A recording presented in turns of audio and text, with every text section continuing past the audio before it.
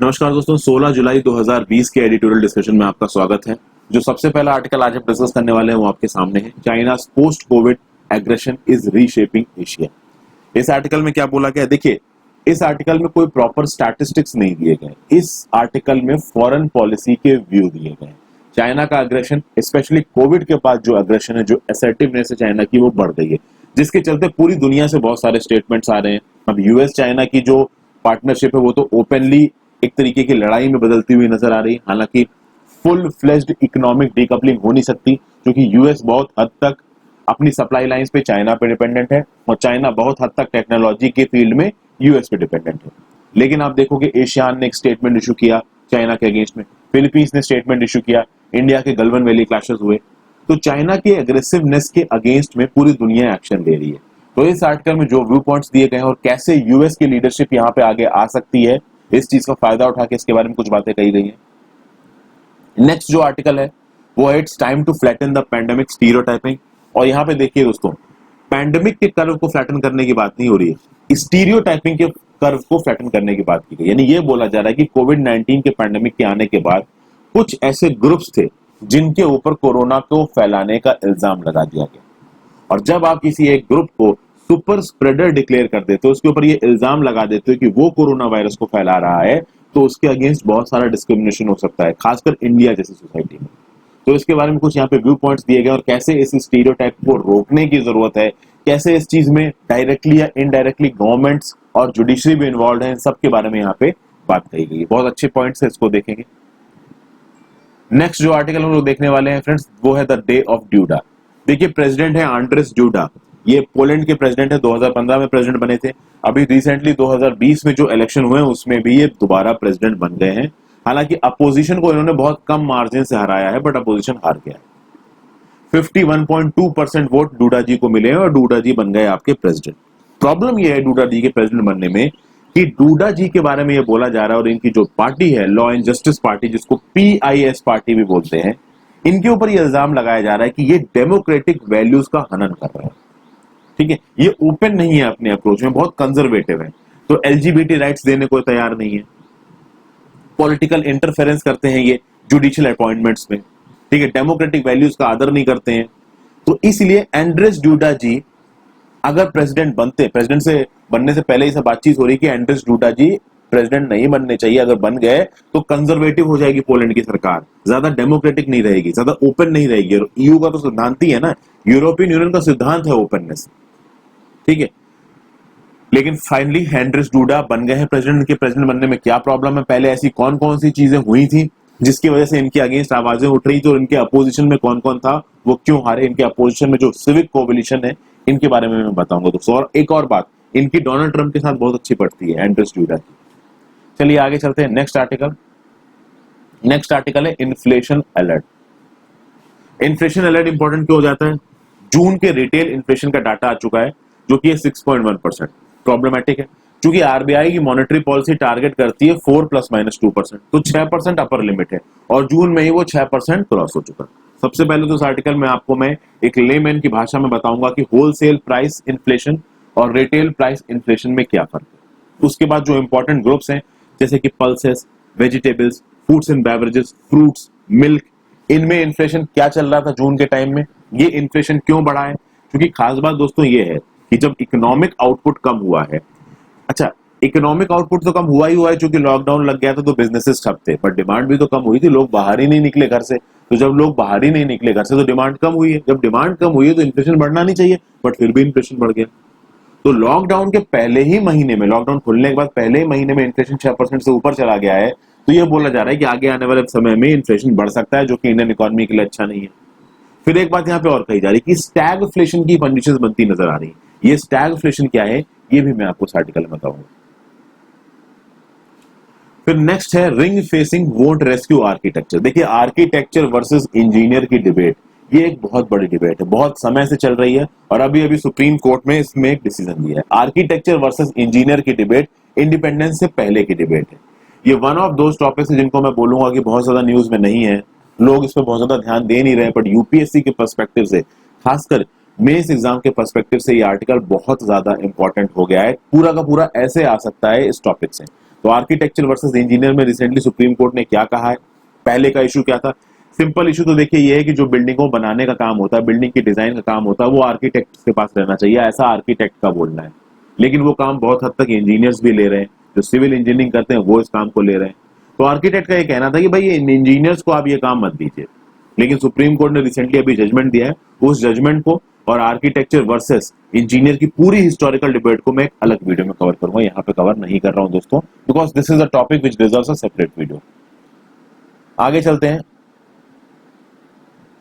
Final article, India should believe in the EU. ये यहाँ पे कुछ इंपॉर्टेंट स्टैटिस्टिक्स दिए हैं, जिन स्टैटिस्टिक्स के बेसिस पे बताया गया कि इंडिया और यूरोपियन यूनियन का क्या इकोनॉमिक पोटेंशियल है, और उस इकोनॉमिक पोटेंशियल के हिसाब से कैसे चाइना की असर्टिवनेस को कम किया जा सकता है, कैसे हमारे एनवायरमेंट को बचाया जा सकता है, कैसे यूरोपियन यूनियन और इंडिया एक दूसरे के साथ म्यूचुअली एक दूसरे को हेल्प कर सकते हैं, क्योंकि दोनों में ज्यादातर कंट्रीज डेमोक्रेसी है, वहीं पे चाइना एक टोटलिटेरियन रिजाइम है। तो कैसे दोनों एक नेचुरल पार्टनरशिप करके एक दूसरे पे भरोसा करके चाइना की असर्टिवनेस को कम कर सकते हैं, एक बैलेंस्ड ग्लोबल रीजनल ग्रोथ का पैटर्न सामने लेके आ सकते हैं, जो चाइना की हेगोमोनी है इसको खत्म कर सकते हैं। तो आ जाते हैं सबसे पहले आर्टिकल पे, चाइना's post Covid aggression is reshaping Asia. Its moves are spurring support for coordination between other Indo-Pacific partners with their desire for US leadership। देखिए दोस्तों, चाइना का इंडिया के साथ गलवान वैली क्लैशेस हुई, उस गलवान वैली क्लैशेस में 20 जवान इंडिया के शहीद हो गए, चाइना कितने मरे उन्होंने बताया नहीं। इससे ये पता चलता है कि चाइना का असर्टिव स्टांस कितना हद तक बढ़ गया है। और अभी अभी तो एक रिपोर्ट भी आई है, हमारे जो मिलिट्री एक्सपर्ट्स है उनका ये बोलना है कि ये जो लाइन ऑफ एक्चुअल कंट्रोल पे हुआ है, इसकी बहुत महीनों तक प्लानिंग की है चाइना ने, ठीक है। बहुत एक मोबिलाइजेशन ऑर्डर इशू किया था जी जिनपिंग ने, जिसके चलते जी जिनपिंग ने इस चीज को सैंक्शन किया था, और तब ये सब चीजें हुई है, एकदम से ये सब चीजें नहीं हुई। तो इससे आपको पता चल रहा है चाइना का क्या स्टैंड रहा है। हालांकि चाइना का स्टैंड जियोपॉलिटिक्स में बहुत खतरनाक रहा है अपने नेबर्स के साथ। तो वियतनाम और मलेशिया के साथ साउथ चाइना सी में बवाल हो रहा है। आप देखिए, ऑस्ट्रेलिया को सीधे सीधे धमकी दी चाइना ने कि हम तुम्हारे पास बीफ नहीं भेजेंगे, वाइन नहीं भेजेंगे, बार्ले नहीं भेजेंगे, अपने चाइनीज स्टूडेंट्स को पढ़ने नहीं भेजेंगे। इस तरीके का धमकाने वाला काम कर रहा है बीजिंग एक्चुअली में एक ब्लैटेंट एग्रेसिवनेस दिखा रहा है। वो ये दिखा रहा है कि आप सब मुझ पे डिपेंडेंट हैं और मेरे हिसाब से चलो, नहीं तो मैं अपना सपोर्ट बेस तुम्हारे पास से काट दूंगा। इसके रिस्पॉन्स में दुनिया भर की गवर्नमेंट, चाहे वो इंडिया की गवर्नमेंट हो, चाहे वो जापान की गवर्नमेंट हो, मलेशिया की हो, ऑस्ट्रेलिया की हो, दुनिया भर की गवर्नमेंट अपने डिपेंडेंस को कम करना चाहती है यूएसए पे, चाइना पे। इनफैक्ट यूएसए की बहुत सारी कंपनीज जैसे कि आईफोन, ये एप्पल कंपनी और भी बहुत सी कंपनी अपनी सप्लाई लाइंस को चाइना से रीलोकेट करने की बात कर रही है। जापान की गवर्नमेंट अपनी सप्लाई लाइंस को चाइना से रीलोकेट करने की बात कर रही है, क्योंकि वो चाइना पे जो अपना डिपेंडेंस है उसको कम करना चाहते हैं, और वो डिपेंडेंस इन्वेस्टमेंट में, मैन्युफैक्चरिंग में, टेक्नोलॉजी में, सब में कम करना चाहते हैं। इंडिया के रिस्पेक्ट में देखा जाए, इंडिया ऑस्ट्रेलिया रिस्पेक्ट में, तो अभी अभी एक वर्चुअल समिट हुई थी जिसमें एक new military logistic agreement sign हुआ था। इस मिलिट्री लॉजिस्टिक एग्रीमेंट के पे मैंने एक अलग से वीडियो बना रखी है दोस्तों, ये उसका थंबनेल है। तो इंडिया ऑस्ट्रेलिया वर्चुअल समिट मेरे नाम के साथ आप सर्च मार दीजिए, वहां पे आपको ये वीडियो मिल जाएगी, आप जाके देख सकते हैं इसमें क्या बातचीत हुई थी। म्यूचुअल लॉजिस्टिक सपोर्ट एग्रीमेंट इसका टाइटल था, ठीक है। फिर आप देखिए कि जो कोऑर्डिनेटरल डायलॉग है उसका स्कोप बढ़ रहा है। जो क्वाड ग्रुप है जिसमें India, Japan, Australia, United states हैं, इनके बीच में जो डिस्कशंस हैं वो बढ़ रहे हैं। रिसेंटली एशियान के फॉरेन मिनिस्टर्स ने अपना स्ट्रॉन्गेस्ट स्टेटमेंट इशू किया है चाइना की असर्टिवनेस के ऊपर, जो कि वो साउथ चाइना सी में दिखाता है। और एशियन कंट्रीज ने बोला है कि साउथ चाइना सी में जो कुछ भी होगा वो उनक्लोज के हिसाब से होगा, यानी United Nation Convention on the Law of Seas के हिसाब से होगा, जो कि यूनाइटेड नेशंस की ट्रीटी है समुद्र में। अब ये तो हो गई गवर्नमेंट के लेवल की बात। नीचे के लेवल पे क्या हो रहा है, लोगों के लेवल पे क्या हो रहा है? तो लोगों के लेवल पे ये हो रहा है दोस्तों कि थाईलैंड का एक फिल्म स्टार है, उस थाईलैंड के फिल्म स्टार की साइबर बुलिंग की चाइनीज ने।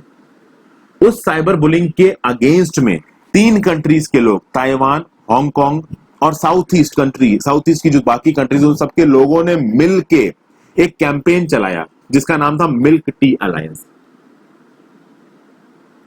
और इस मिल्क टी अलायंस कैंपेन के थ्रू इन लोगों ने यह बोला कि जो चाइना की वन चाइना पॉलिसी है ना, ये वन चाइना पॉलिसी गलत है। ताइवान अलग है और आपका चाइना अलग है। इनफैक्ट हांगकांग का एक एक्टिविस्ट है जोशुआ वोंग, ये न्यूज में भी रहे, जोशुआ वोंग के लिए सॉलिडेरिटी दिखाई इन लोगों ने, चाइना ये सॉरी ताइवानीज ने, हांगकांग के लोगों ने और पैन एशियन जो साउथ ईस्ट एशियन नेशन है वो लोगों ने। तो ये जो बातचीत चल रही है, ये जो लड़ाइयां चल रही है, केवल गवर्नमेंट के लेवल पे नहीं चल रही है, लोगों के लेवल पे चल रही है। तो जब चाइनीज साइबर बुलिंग हुई एक थाई फिल्म स्टार के अगेंस्ट में, तो आप देखोगे साउथ ईस्ट एशियन कंट्री जिसमें थाईलैंड, वियतनाम सब थे, ताइवानीज और हांगकांगर्स ने मिलके ये मिल्क टी कैंपेन चलाया, जिसके अगेंस्ट, जिसमें ये बोला गया कि भाई देखिए ये वन चाइना पॉलिसी गलत है, ताइवान अलग है। और फिर ये भी बोला गया कि एशिया किसी भी तरीके के टोटलिटेरियन रिजाइम के अगेंस्ट है, किसी भी तरीके के ऑथोरिटेरियन रिजाइम के अगेंस्ट है। अब यहां पे बात हो रही है दोस्तों मल्टीलैटरलिज्म की। मल्टीलैटरलिज्म में क्या होता है कि बहुत सारी कंट्रीज एक दूसरे के साथ पार्टनरशिप करती है। कुछ एग्जाम्पल दिए गए हैं। सबसे पहला एग्जाम्पल दिया गया Chiang Mai initiative. Chiang Mai initiative में क्या बोला गया, देखिए एक फाइनेंशियल क्राइसिस आई थी 1990s में। इस फाइनेंशियल क्राइसिस से इंडिया भी इफेक्ट हुआ था। इस फाइनेंशियल क्राइसिस में चियांग माई इनिशिएटिव में क्या हुआ कि 4-5 कंट्रीज जिसमें चाइना, जापान, साउथ कोरिया और साउथ ईस्ट एशिया की कंट्रीज ने मिलकर एक दूसरे के साथ एक फाइनेंशियल स्वैप मैकेनिज्म चलाया, जिसके चलते उन्होंने बोला कि हाँ भाई हमारी जो करेंसीज हैं हम उन करेंसीज को फ्रीली एक्सचेंज कर सकते हैं as if they are legal tender in our own country, और उनके बेसिस पे हम अपना ट्रेड कर सकते हैं। 1990s की बात है, उस समय पे चाइना इतना ऊपर नहीं उठा था जितना आज की डेट में ऊपर उठ गया था। तो चियांग माई इनिशिएटिव चला था, जहां पे China, Japan, south Korea, south east Asia country ने एक दूसरे की मदद की थी। क्यों की थी? क्योंकि सब लोग फाइनेंशियल क्राइसिस से गुजर रहे थे। उसी तरीके से जब फॉल ऑफ साइगोंग हुआ था 1976 में, ठीक है, ये फॉल ऑफ साइगोंग क्या है ये दोस्तों मैं यहाँ पे आपको नहीं समझा सकता हूं। आप कह सकते हैं कि इससे वियतनाम वॉर एंड हुआ था, हालांकि ये बहुत जर्नलिस्टिक डेफिनेशन है। फॉल ऑफ साइगोंग को समझना है तो पूरी एक वीडियो चाहिए। तो आप देखोगे एशियान जो है, एशियन जो ऑर्गेनाइजेशन है वो बन तो गया था 1967 में, लेकिन फॉल ऑफ साइगोंग के बाद ही एशियन की पहली मीट हुई। तो कुल मिला के बात ये कही जा रही है कि मल्टीलैटरलिज्म तब इफेक्टिव होता है, बहुत सारी कंट्रीज की ग्रुपिंग तब इफेक्टिव होती है जब कोई एक बड़ी क्राइसिस हमारे सामने खड़ी होती है। और इस समय पे हमारे सामने एक बहुत बड़ी क्राइसिस खड़ी हुई है जिसका नाम है कोरोना वायरस। और इस कोरोना वायरस की क्राइसिस तो थी ही, इसमें सभी कंट्रीज मिलकर एक दूसरे की मदद करती तो करती है, बट मदद करने के बजाय चाइना ने एक बहुत ही असर्टिव और एग्रेसिव स्टांस ले लिया, जिसके चलते जो दुनिया भर की कंट्रीज है वो चाइनीज हेगोमोनी से दूर जाना चाहती हैं और they are ready for American leadership. But problem यह है कि अमेरिकन लीडरशिप क्या इस चीज के लिए तैयार है? यहां पे दो सवाल उठा रहा है ऑथर। सवाल तो ये बोल रहा है कि क्या यूएस एडमिनिस्ट्रेशन ये जो नया रीजनल मोमेंटम आया है चाइना के अगेंस्ट उसका फायदा उठा सकता है? और क्या यूएस के जो प्रेसिडेंट है, प्रेसिडेंट ट्रंप, जो बिल्कुल ही एसेंट्रिक है, बिल्कुल ही कोई भी डिसीजन ले लेते हैं। देखिए ट्रंप चाइना के साथ लड़ाई कर रहे हैं, समझ में आता है, लेकिन ट्रंप कोई भी डिसीजन ले रहे हैं और किसी भी समय पे ले रहे हैं। तो जर्मनी से अपने ट्रूप से निकाल के जर्मनी से लड़ाई कर रहे हैं, ईरान न्यूक्लियर डील से ट्रंप निकल गए। मतलब जितने भी इंपॉर्टेंट और अच्छे काम पहले के एडमिनिस्ट्रेशन करके गए, ट्रंप ने उनको 2 सेकंड में खराब कर दिया। तो ट्रंप जैसा लीडर जब पावर में बैठा हो उस समय पे अगर यूएस के इंटरेस्ट के हिसाब से कोई दूसरी कंट्री डिसीजन लेती है तो क्या वो सही होगा? ये भी एक बहुत बड़ा सवाल है। तो यहाँ पे यूएस लीडरशिप के ऊपर भी एक सवाल उठाया जा रहा है। जैसे फॉर एग्जांपल ऑथर यहाँ पे कोट कर रहा है कि डोनाल्ड ट्रंप ने डब्ल्यूएचओ का सपोर्ट उस समय पे काट दिया जिस समय पे ऑस्ट्रेलिया डब्ल्यूएचओ के ऊपर प्रेशर बना रहा था कि आप एक फुल फ्लेज इन्वेस्टिगेशन करिए कि कोरोना वायरस फैला तो फैला कैसे। अब जब एक प्रॉपर इन्वेस्टिगेशन चल रही थी तो यहाँ पे ऑथर बोल रहा है कि डब्ल्यूएचओ को नहीं छोड़ना चाहिए था यूएसए को, बट यूएस ने छोड़ दिया, किसी की नहीं सुनी, जिसके चलते ऑस्ट्रेलिया भी थोड़ा सा नाराज हुआ। तो ये सब बातें यहाँ पे कही जा रही कि देखिए इंडो पैसिफिक रीजन बहुत इंपॉर्टेंट हो गया, क्योंकि इंडो पैसिफिक रीजन में आपका चाइना है, इंडिया है, पाकिस्तान है, अफगानिस्तान है, फिर आपकी साउथ ईस्ट एशिया की कंट्रीज है, ऑस्ट्रेलिया है। तो ये बड़ा ही एक्टिव रीजन है। इस एक्टिव रीजन में यूएस की इन्वॉल्वमेंट होनी है और अगर यूएस की लीडरशिप होनी है तो यूएस की लीडरशिप को थोड़ा सा रिस्पॉन्सिबल होना पड़ेगा। यहाँ पे यूएस के लीडर्स कमांड नहीं कर सकते बाकी कंट्रीज को, यहाँ के यूएस के लीडर्स लीड कर सकते हैं और एक डायरेक्शन दिखा सकते हैं बाकी कंट्रीज को, ताकि चाइनीज हेगेमोनी को खत्म किया जा सके। क्योंकि देखिए जो एशियन कंट्रीज हैं वो ज्यादातर नॉन अलाउंड मूवमेंट्स को फॉलो करने वाली कंट्रीज है, यानी ये किसी की तरफ अलाइन नहीं हुई। तो यहाँ पे ऑस्ट्रेलिया को इस चीज की इज्जत करनी पड़ेगी, इन कंट्रीज को रिस्पेक्ट करनी पड़ेगी। अब आप ऑस्ट्रेलिया की बात कर लीजिए, ऑस्ट्रेलिया बार बार ये कह रहा है कोविड-19 इन्वेस्टिगेशन होनी चाहिए, इस इन्वेस्टिगेशन को चाइना दबाने की कोशिश कर रहा है। आप बात कर लीजिए जापान की, तो जापान सिंसियरली चाहता है कि G7 को एक्सटेंड किया जाए, बट ये सब चीजें तब हो सकती हैं जब यूएस लीडरशिप प्रिडिक्टेबल हो। फिलहाल के लिए जो उनके लीडर है वो बिल्कुल भी प्रिडिक्टेबल नहीं है, ठीक है। चाइना की जो वोल्फ वॉरियर डिप्लोमेसी है वो दुनिया में किसी को भी पसंद नहीं आ रही है। अब यूएस चाइना से तो लड़ ही रहा है, बाकी देश की कंट्रियों को भी नाराज कर रहा है कुछ ना कुछ उल्टा सीधा काम करके। तो ये सब बातें दोस्तों यहाँ पे बोली गई हैं। ऑथर यहाँ पे ये बोल रहा है कि अगर यूएस को लीडरशिप करनी है तो यूएस को जो बाकी कंट्रीज हैं, वियतनाम हो गई, इंडिया हो गई, ऑस्ट्रेलिया हो गई, इन सब कंट्रीज को एक इक्वल पार्टनर का दर्जा देना पड़ेगा, ना कि इनको वो कमांड दे। इनफैक्ट आप देखोगे यूएसए का यूरोपियन यूनियन के अंदर भी लोगों से ज्यादा बन नहीं रही। आप देखिए पोलैंड के साथ तो डोनाल्ड ट्रंप के रिलेशन अच्छे हैं, लेकिन वहीं जब जर्मनी जैसी कंट्रीज आ जाती है तो जर्मनी के साथ डोनाल्ड ट्रंप के रिलेशन उतने अच्छे नहीं चल रहे हैं, फ्रांस के साथ उतने अच्छे नहीं चल रहे हैं, यूके के साथ उतने अच्छे नहीं चल रहे हैं। उसके बहुत से रीजन है। ईरान की न्यूक्लियर डील ले लीजिए, बहुत सारे ऐसे रीजन है जो यूनिलैटरली डोनाल्ड ट्रंप ने बिना किसी डिस्कशन के चलते तोड़ दिए। ठीक है, तो देखिए यहां पे समझना इस चीज को पड़ेगा कि ये जो इंडो पैसिफिक, ये जो एशियन रीजन में ये जो इंडो पैसिफिक स्ट्रैटेजी चल रही है यूएसए पे, यहाँ पे जरूरी ये है कि इसको यूएस चाइना राइवलरी के फॉर्म में ना देखा जाए। इसको इस तरीके से देखा जाए कि यहाँ पे और भी बहुत सारी कंट्रीज है जिनके अपने अपने इंटरेस्ट हैं। अगर इसको सिर्फ यूएस चाइना राइवलरी के टर्म्स में देखा जाएगा तो कोई भी कंट्री यूएस की तरफ पूरी तरीके से जा नहीं पाएगी और यूएस को अपना लीडर नहीं मान पाएगी। और चाइनीज हेगोमनी के अगेंस्ट तो अब सब लोग एक्शन लेने को ऑलमोस्ट तैयार है। तो ये सब बातें कही जा रही है इस आर्टिकल में दोस्तों। कुछ व्यू पॉइंट्स थे जो व्यू पॉइंट्स मैंने आपको बताए हैं। आगे चलते हैं।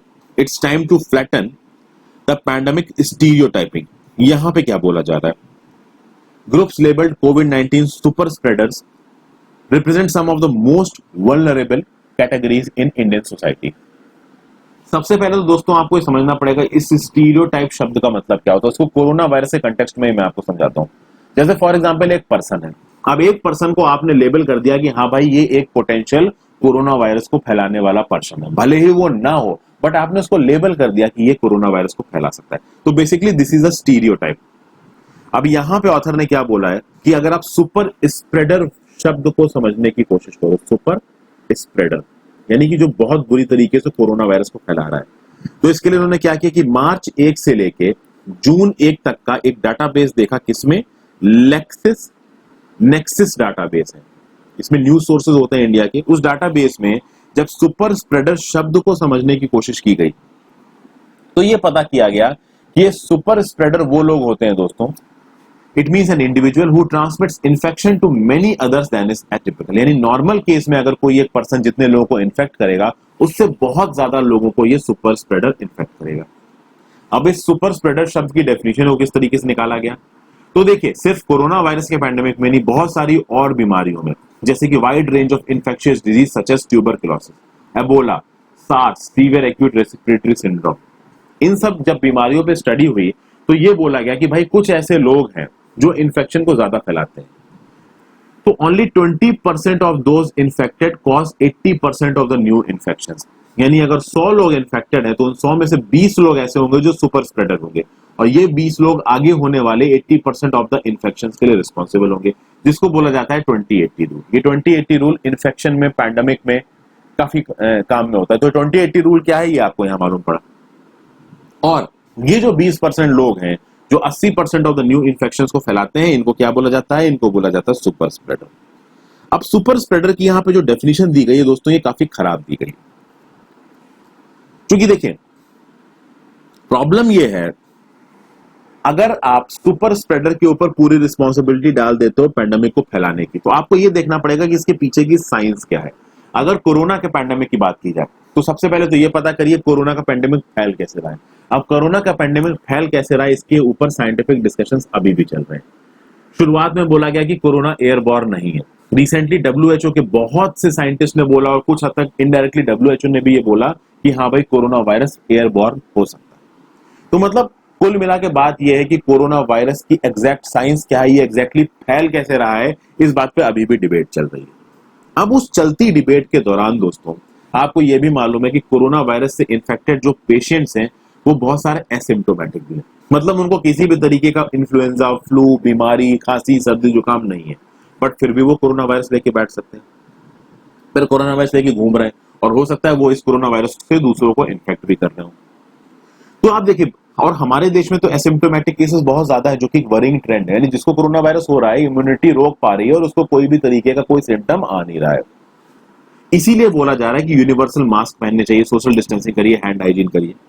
अब ऐसे केस में जब आप देख रहे हो दोस्तों कि केसेस एसिम्टोमेटिक भी हैं, उस केस में आप सुपर स्प्रेडर्स के ऊपर आप पूरी रिस्पॉन्सिबिलिटी कैसे डाल सकते हो, यहाँ पे ये बात उठाई जा रही है। ठीक है, जब केसेस एसिम्टोमेटिक हैं, आपको ये पूरी तरीके से पता ही नहीं है कि कोरोना वायरस लेके कौन घूम रहा है, तो आप एक सेक्शन के ऊपर पूरी रिस्पॉन्सिबिलिटी डाल दो, वो सही नहीं है। अब रिस्पॉन्सिबिलिटी किसके से ऊपर डाली जा रही, तो एक सिख रिलीजियस गुरु है पंजाब के, जो कि किसी एक इफेक्टिव कंट्री से आए थे, इनके ऊपर बोला गया कि ये सुपर स्प्रेडर है। अब पर्सन एक प्राइवेट टेक्निकल स्कूल चलाता है उड़ीसा में, उसे बोला गया। नोएडा की एक रिप्यूटेड फर्म में एक एम्प्लॉय पोस्टेड था, उसे बोला गया। A fruit vendor in Vadodara, a police officer in Jammu, a truck driver in Vijayawada, a housekeeping staff at a hotel in Bengaluru, इन सबको बोला गया है सुपर स्प्रेडर्स। अब जब आप किसी एग्जाम्पल को सुपर स्प्रेडर, किसी भी पर्सन को सुपर स्प्रेडर डिक्लेयर कर देते हो, तो आप एक टैबू बना देते हो, उस पर्सन को आप उस चीज के लिए रिस्पॉन्सिबल बना देते हो लोगों की नजरों में। अगर ग्रुप की बात की जाए तो ग्रुप में तबलीगी जमात रिलीजियस कॉन्ग्रेगेशन हुआ था, जिसके चलते बोला गया कि काफी हद तक कोरोना वायरस फैल गया। अब चलिए उस समय पर हम ये मान सकते हैं कि कुछ हद तक कोरोना वायरस फैला उसकी वजह से। अब देखिए शुरुआत में भले ही फैल गया हो थोड़ा बहुत तबलीगी जमात से कोरोना वायरस, लेकिन अब क्या हो रहा है कि कोई भी मेंबर जो तबलीगी जमात के साथ एसोसिएटेड हो उसके खिलाफ डिस्क्रिमिनेशन किया जा रहा है, चाहे वो उस कॉन्ग्रेगेशन में गया हो चाहे ना गया हो। फिर आप देखोगे बहुत सारे ऐसे लोग जो एसेंशियल सर्विसेज प्रोवाइड करते हैं, वेजिटेबल बेचते हैं, फ्रूट्स बेचते हैं, फार्मासिस्ट जो दवाइयां बेचते हैं, गार्बेज कलेक्टर्स जिनका रोज का काम है, ग्रोसरी, मिल्क सेलर्स, बस कंडक्टर्स, ये सब एसेंशियल सर्विसेज है। इनको देखा जा रहा है कि भैया ये सुपर स्प्रेडर है, ये कोरोना वायरस फैला रहे हैं।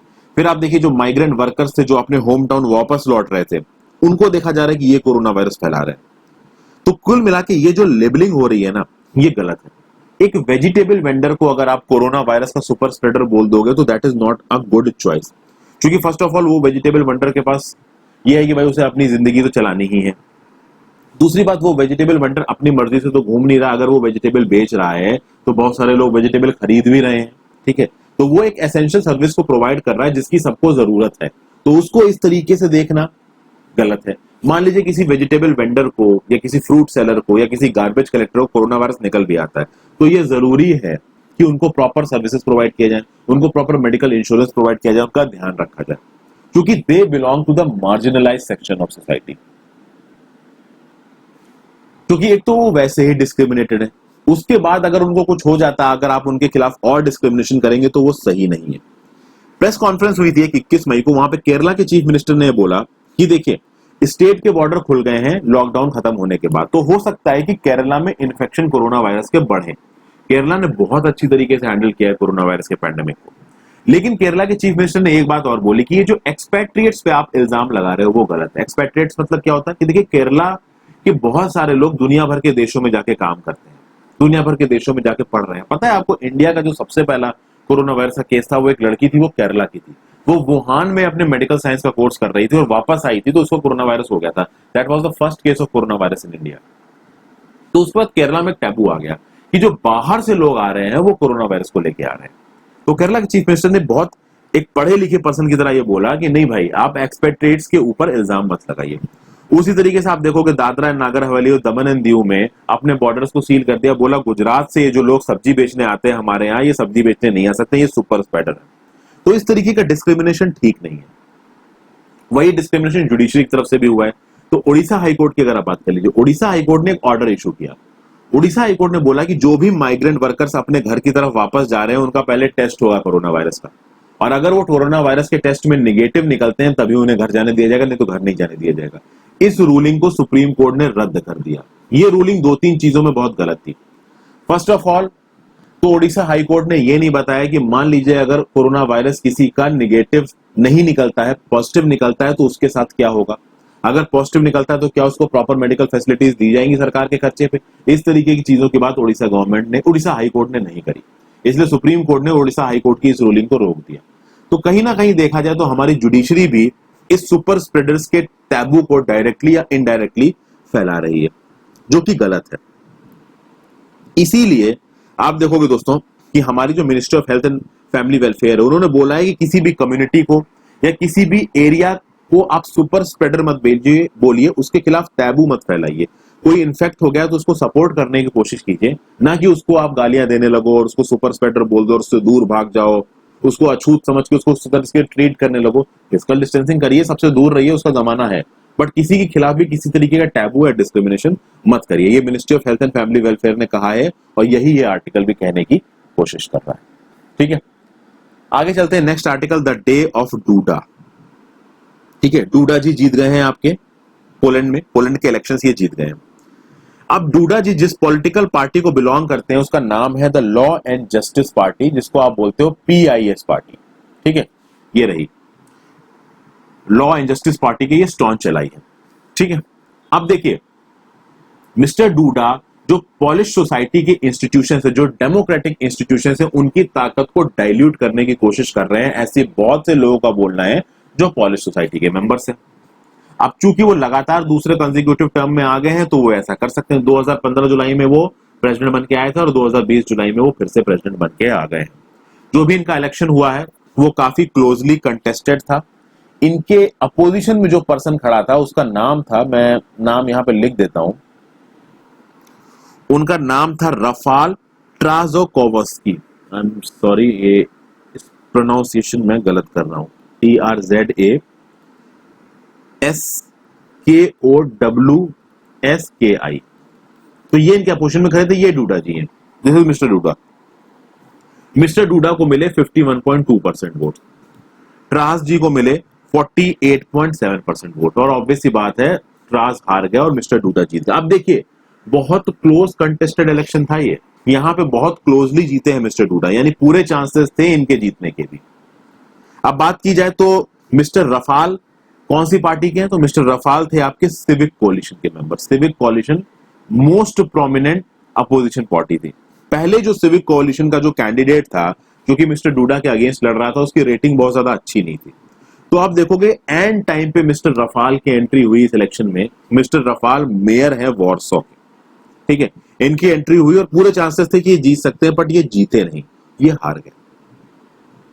अब यहां पे ऑथर क्या बोलने की कोशिश कर रहा है, ऑथर ये बोलने की कोशिश कर रहा है कि मिस्टर डूडा अगर जीते हैं और प्रॉपर वोटिंग के दम पे जीते हैं तो कहीं ना कहीं उस देश के लोग, पोलैंड के लोग ये चाहते हैं कि मिस्टर डूडा ये जीते।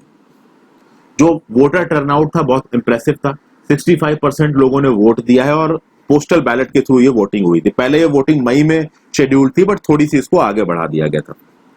अब मिस्टर डूडा के आने से अल्ट्रा नेशनलिज्म की फीलिंग आ रही है दोस्तों। फर्स्ट ऑफ ऑल अगर आप देखो पोलैंड EU में कब आया, 2004 में।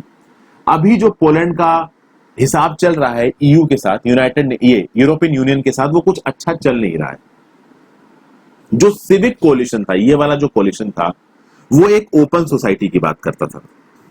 लेकिन अगर डूडा की बात करें, PIS पार्टी की बात करें, तो PIS अल्ट्रा नेशनलिज्म की तरफ जाते हैं, कैथोलिक आइडेंटिटी पे ज्यादा ध्यान देते हैं। इनका इनवर्ड लुकिंग एम्फेसिस है, जैसे डोनाल्ड ट्रंप का है ना कि इनवर्ड लुकिंग एम्फेसिस, तो बाहर वालों को वीजा मत दो और बाहर वालों को यहाँ पे हम ग्रीन कार्ड नहीं देंगे, बाहर वाले स्टूडेंट्स यहाँ पे आके नहीं पढ़ेंगे। इस तरीके का कुछ इनका भी हिसाब है। बहुत ज्यादा लोग ये नहीं चाहते हैं कि बाहर से पोलैंड के अंदर आए। प्लस मिस्टर डूडा ने 2015 में दोस्तों कुछ ऐसी बातें भी बोली थी जो कि बहुत सारे लोगों को पसंद नहीं आई। एक इवेंट हुआ था 1941 में जिसका नाम था जेड वेबने पोग्राम। मैं लिख देता हूं, JEDWABNE पोग्राम। जेड वेबने प्रोग्राम में क्या हुआ था कि जेड वेबने नाम की जगह पे 1941 में 340 ज्यूज को एक कमरे के अंदर बंद कर दिया गया और उनको जिंदा जला दिया गया। इस चीज की माफी मांगी थी पोलैंड के प्रेसिडेंट ने 2001 में। ठीक है, अब देखिए मिस्टर डूडा ने 2015 में क्या बोला कि इस ज्यू इंसिडेंट की वजह से हम क्यों माफी मांगे। ठीक है, अपने री इलेक्शन की बिड में जब भी वो 2015 नहीं, अभी जब 2020 के लिए जब री इलेक्शन की बात हो रहे थे डूडा, तो डूडा ने ये बोला कि भाई why should we ask for ये अपोलॉजी फ्रॉम दीज ज्यूज। देखिए 2001 में तो ज्यूज से माफी मांगी थी। क्यों माफी मांगी थी? क्योंकि भाई 1941 में जो जेड वेबने प्रोग्राम हुआ था, इसमें बहुत सारे ज्यूज को मार दिया गया था। ठीक है, बाद में डूडा जी ने बोला कि नहीं भाई, हम इस चीज के लिए माफी नहीं मांगेंगे। तो इस बात से बहुत सारे लोग हर्ट हुए, यूरोपियन यूनियन के बहुत सारे लोग हर्ट हुए, ज्यूज के बहुत सारे लोग हर्ट हुए, क्योंकि एक गलती जो आपके देश में हुई थी तो आपकी माफी तो मांगनी चाहिए। फिर बहुत से और भी चीजें हैं। जो पोलैंड के पहले के कम्युनिस्ट रूलर रह चुके हैं, उनके अगेंस्ट बहुत गंदे गंदे रिमार्क कर चुके हैं मिस्टर डूडा। फिर यह भी बोला गया है कि जो LGBT राइट्स हैं, LGBT राइट्स को रिकॉग्नाइज नहीं करेंगे मिस्टर डूबा, तो एलजीबीटी जो मैरिजेस हैं उनको रिकॉग्नाइज नहीं करेंगे, एलजीबीटी जो बच्चों को अडॉप्ट करते हैं उसको रिकॉग्नाइज नहीं करेंगे। फिर ये बोला जा रहा है कि मिस्टर डूडा जुडिशियल अपॉइंटमेंट्स में इंटरफेरेंस करते हैं। तो इस तरीके के बहुत से इल्जाम लग रहे हैं मिस्टर डूडा पे।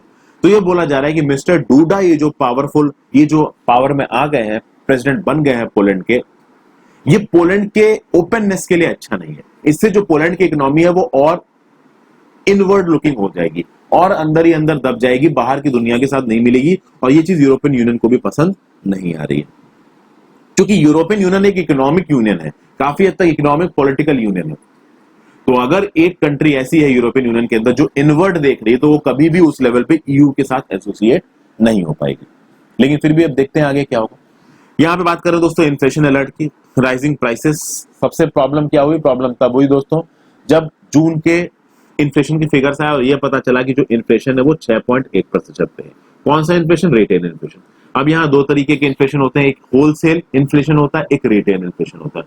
होलसेल इन्फ्लेशन में क्या होता है कि जब होलसेल मार्केट में बल्क में चीजों को बेचा जाता है तब होलसेल इन्फ्लेशन की बात आती है, और होलसेल इन्फ्लेशन में केवल गुड्स को कंसीडर किया जाता है। वहीं पर रिटेल इन्फ्लेशन की बात की जाए तो रिटेल इन्फ्लेशन में गुड्स के साथ साथ सर्विसेज को भी इंक्लूड किया जाता है।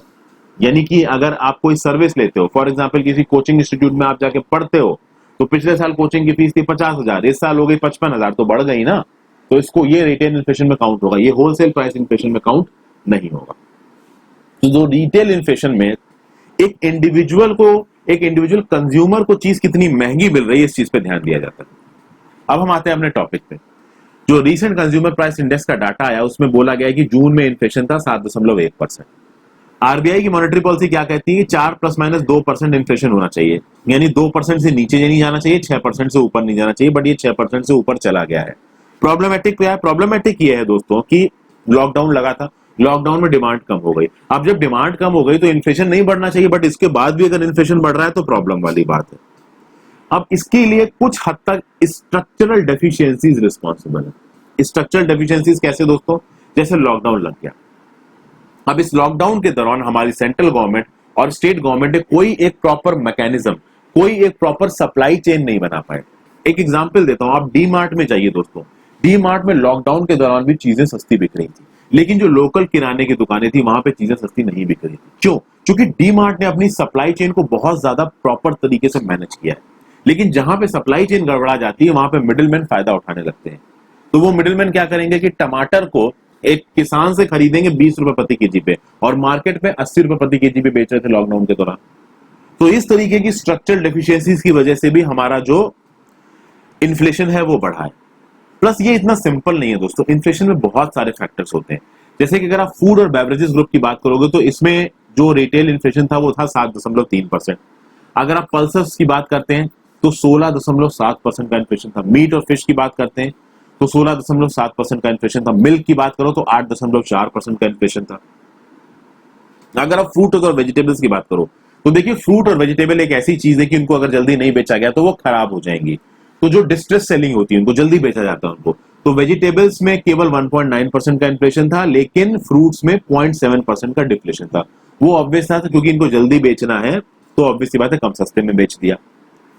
पेट्रोल डीजल में 7.1% का जंप है। अब देखिए, पेट्रोल डीजल की बात तो हो ही रही है बहुत समय से, सरकार टैक्स पे टैक्स बढ़ाई चली जा रही है पेट्रोल डीजल पे, जिससे दाम बढ़ रहे हैं। और पेट्रोल डीजल के दाम बढ़ने से नुकसान है, क्योंकि इस पेट्रोल डीजल के दम पे ही गाड़ियां चलती हैं, और वही गाड़ियां विलेजेस से, यानी सोर्स ऑफ प्रोडक्शन, जहां पे चीज पैदावार हो रही है जिसकी, वहां से लेके जहां पे वो चीज बिकती है, ये गाड़ियां ही लेके आती हैं। उसमें फ्यूल का कंजम्पशन होता है, तो अगर फ्यूल के दाम बढ़ेंगे तो जो फाइनल प्रोडक्ट्स मार्केट में बिक रहे हैं उनके भी दाम बढ़ेंगे।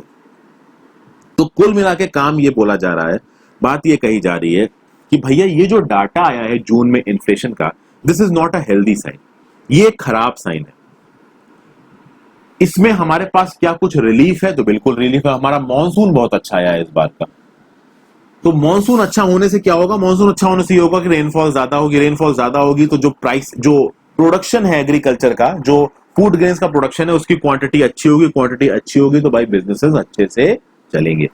ये सब बातें यहां पे दोस्तों कही जा रही हैं।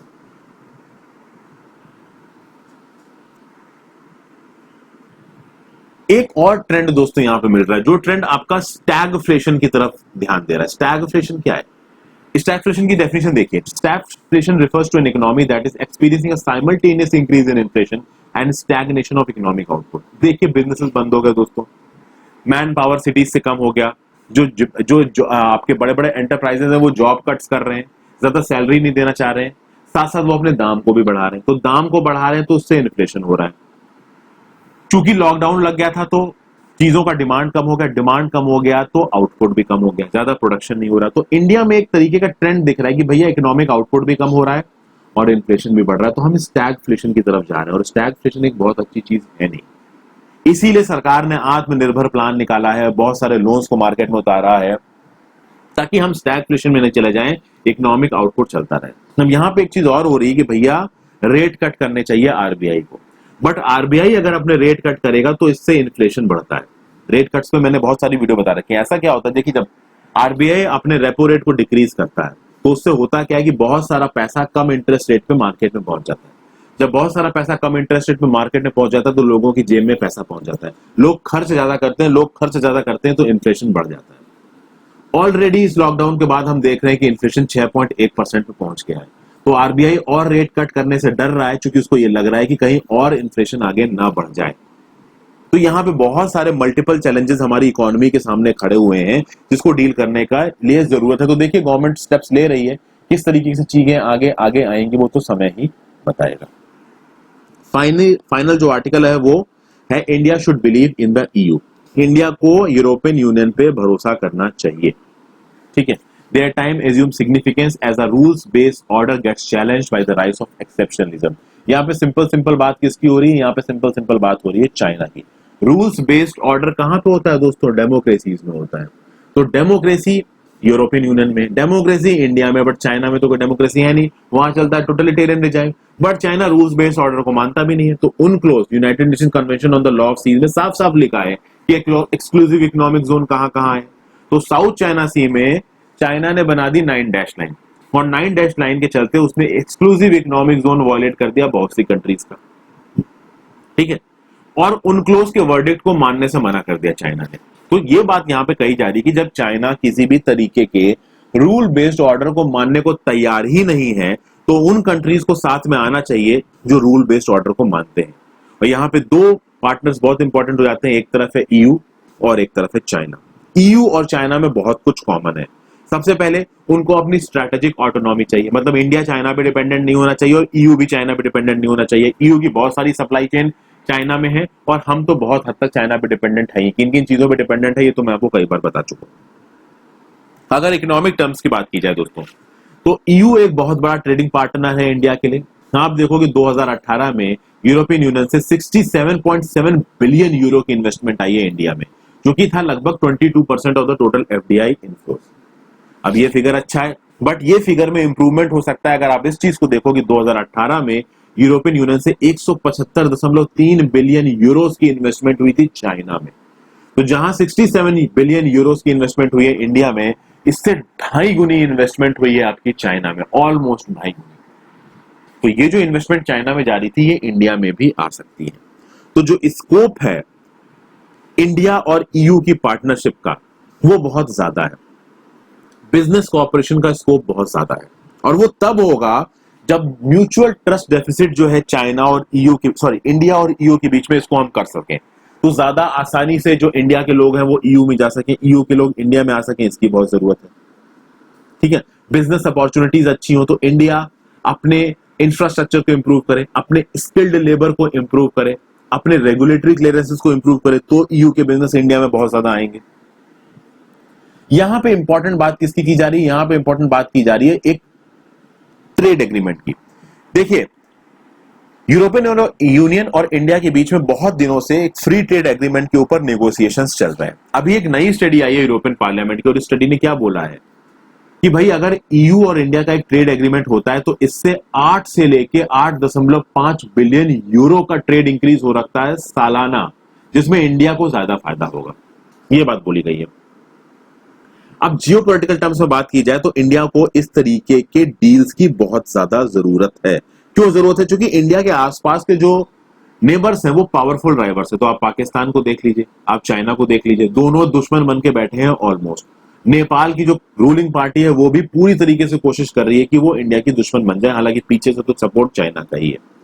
तो इस समय पे जो फोकस है जिस रीजन पे वो है इंडो पैसिफिक रीजन। तो यहां पे इंडिया को अपने जियोपॉलिटिकल लेवरेज को बढ़ाना है, और अगर अपने जियोपॉलिटिकल लेवरेज को बढ़ाना है तो यूरोपियन यूनियन के साथ एक ट्रेड रिलेशनशिप होना बहुत ज्यादा जरूरी है।